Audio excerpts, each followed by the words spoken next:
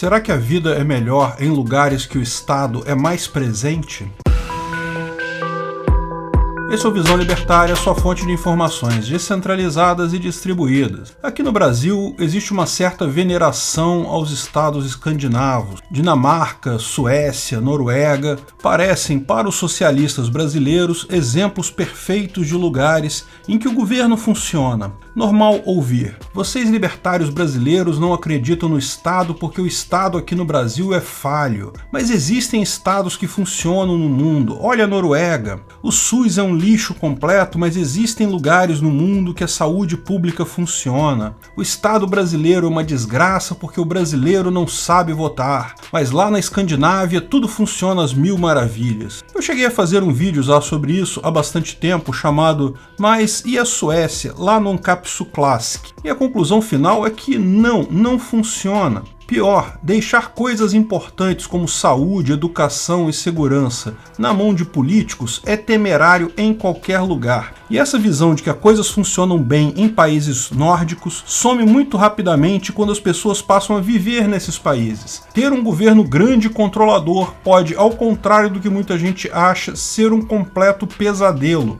Um dos grandes pesadelos que muitos brasileiros que vivem na Noruega enfrentam, mas não só brasileiros, qualquer estrangeiro que tenha filhos e mesmo noruegueses, é o Barnevernet, o Conselho Tutelar ou Serviço de Proteção à Criança de lá. Conselho Tutelar, como você sabe, isso existe aqui no Brasil também, é uma rede de assistência do Estado que visa proteger menores de idade em situação crítica. Pais viciados em drogas, pais que abusam de crianças, pais que abandonam e não cuidam dos filhos, enfim, situações muito tristes, lógico, que todos consideram absurdas. A maior parte dos pais tipicamente querem o melhor para os filhos, a imensa maioria se desdobra para dar uma vida confortável para as crianças, mas é fato que existem alguns casos absurdos desse tipo. Em tese, o Conselho Tutelar lá funciona da mesma forma que aqui no Brasil. Se alguém faz uma denúncia de maus tratos à criança, algumas vezes na escola, outras vezes vizinhos, o Conselho vai iniciar uma investigação,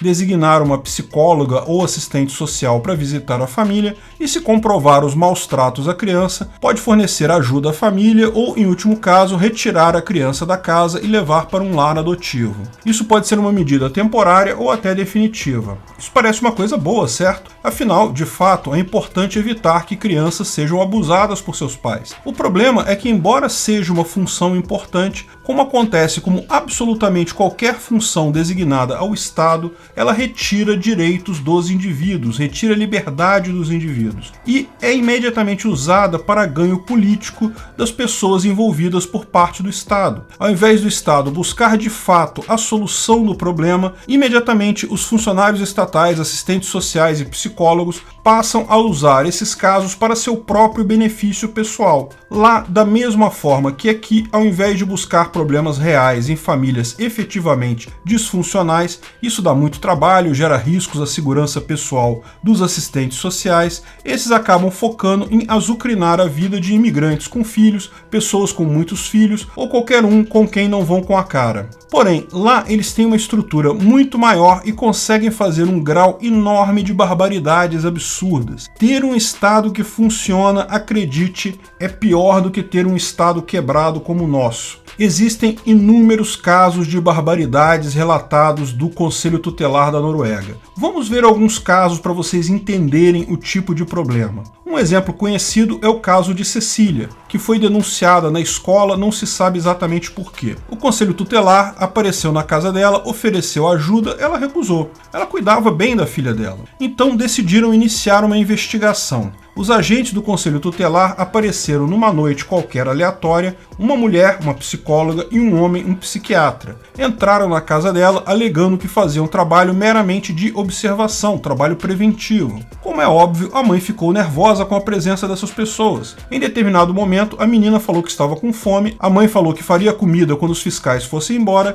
e deu uma barra de cereal para ela. Dias depois, a polícia apareceu para levar a filha dela e ela teve que responder a processo que dizia dizia que ela alimentava a filha exclusivamente com barras de cereal. Falaram que a casa estava uma bagunça. Grande novidade, casa com criança pequena estar uma bagunça. Pior, famílias de imigrantes, como tipicamente têm costumes diferentes, ou talvez por preconceito mesmo, por melhor que cuidem dos seus filhos, acabam sendo visadas nessas horas. Inês era casada e tinha 8 filhos numa pequena cidade norueguesa, algo absurdamente raro por lá. Em determinado momento, ela foi acusada de bater nas crianças. Ela e o marido foram presos e os 4 filhos mais novos levados para o Barnevernet, devido a uma denúncia de vizinhos. O fato é que houve uma briga entre os 2 filhos menores, uma das crianças mordeu a outra e a mãe, para separar as crianças, deu um tapa na mão do menor que havia mordido o irmão. Lógico que bater em crianças é algo errado, mas dizer que se consegue criar filhos até uma idade com um mínimo discernimento, sem usar alguma força física, é simplesmente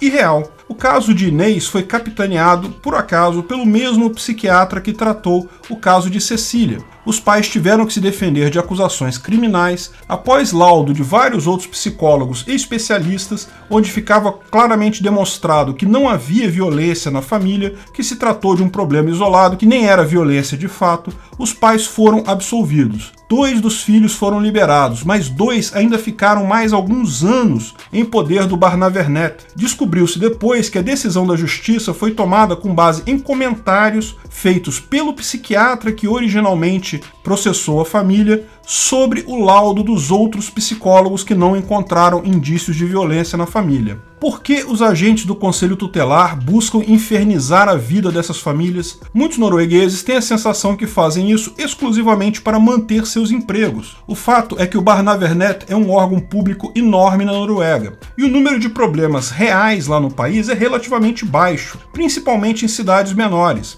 Então, os diversos escritórios do Conselho Tutelar precisam achar casos para se manterem relevantes. Isso não é uma explicação totalmente fora de propósito, não. Como já explicamos, o Estado é ineficiente, dentre outros motivos, porque a estrutura incentiva a ineficiência. Se o governo dá um orçamento X para 2 escolas públicas esse ano, chega no final do ano, a escola A apresenta ótimos resultados, crianças passando de ano, tudo funcionando, ao passo que a escola B falha em tudo, uma enorme evasão escolar, banheiros quebrados na escola. Qual escola você acha que vai ter mais orçamento no ano que vem? Você acertou, a escola B. A escola A, no máximo, vai ter o mesmo orçamento deste ano. Se funcionou, por que precisaria de mais dinheiro? A escola B, por outro lado, pode chorar, a verba X não deu, preciso de 3x para funcionar, e provavelmente vai levar alguma coisa a mais. No final, todo gestor público tem incentivo para falhar. Ele quer que a escola dele, que o posto do SUS dele falhe, esteja ruim, porque assim ele consegue ganhar mais dinheiro no ano que vem. Essa lógica aplicada ao Conselho Tutelar exige que o Conselho encontre problemas, mesmo que tenha que achar pelo em casca de ovo. Mas os casos de Cecília e Inês, infelizmente, não foi só isso. Quem dera tivesse sido só a tradicional lambança estatal. Lembra o psiquiatra que escreveu os relatórios em ambos os casos? Bem, ele não era só responsável por esses 2 casos, ele era responsável por centenas de casos de famílias separadas pelo Barnevernet. O nome dele é Joe Eric Bryan. Meses depois, ele estaria no centro de um escândalo. Ele foi encontrado pela polícia com mais de 4.000 imagens pornográficas com crianças até 14 anos de idade, 500 horas de vídeos pornográficos envolvendo adultos fazendo sexo com crianças. Pense nas coisas mais abjetas e absurdas. Pois é, o material ia além do que você pode imaginar. O Estado não tem apenas o incentivo para falhar, ele tem o incentivo para falhar, mas além disso, posições de poder tendem a atrair as piores pessoas para elas. Esses 2 casos, o de Cecília e Inês, ficaram conhecidos porque as mães denunciaram e deram entrevista para jornais de lá, escancarando a injustiça praticada pelo órgão. Existe um documentário da BBC, inclusive, que explica esses casos em detalhes. Mas esse tipo de problema é muito comum lá e em vários outros países escandinavos e nórdicos. Todos os pais lá vivem com medo de ter sua família destroçada a qualquer momento porque o burocrata local precisa justificar sua verba ou, talvez, suas perversões sexuais. Tome cuidado ao achar que políticos e funcionários públicos podem ajudar em qualquer coisa, ainda mais em coisas importantes como educação, saúde e segurança infantil. Existem problemas que podem ser resolvidos pelo livre mercado, pela sociedade voluntária de um lado, e de outro lado existem problemas que não podem ser resolvidos de forma alguma. Não existe nenhum problema que possa ser resolvido pelo Estado. O Barnevernet norueguês é a prova clara disso. E cuidado na hora de achar que países escandinavos são exemplos de países que funcionam. Obrigado pela audiência.